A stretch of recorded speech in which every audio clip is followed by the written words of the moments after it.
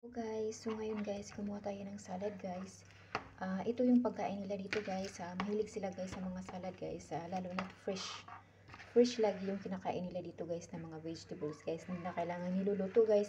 Meron naman siyang niluluto guys. Pero ko paminsan-minsan lang guys. Yung nilalagay sa mga ingredients na mga niluluto nila na pagkain. Pero mostly talaga guys ay salad talaga guys araw-araw guys. Pero ako guys, hindi naman ako masyadong kumakain ng salad araw-araw guys. Yung pambihira lang guys, yung gusto ko lang kumain yung gumagawa ako ng salad kasi marami naman tayong mga gulay at prutas guys, no. So ayan guys, so ayan, nikat na natin ito at ayan, i-shake na natin ito kasi naglagyan ko ito ng oil, ng asin. Yan lang yung kanang ano dito at lemon. Yan yung ingredients lang nito guys. So ayan na, so kain na tayo. Healthy ito guys. Sobrang healthy nito. Kasi fresh na fresh at talaga guys. Fresh yung salad dito na kinakain nila.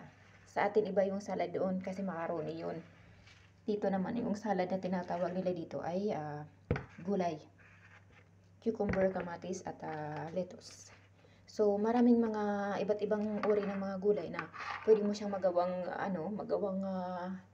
salad, vegetable salad. So ayan lang, thanks for watching. Kain na tayo.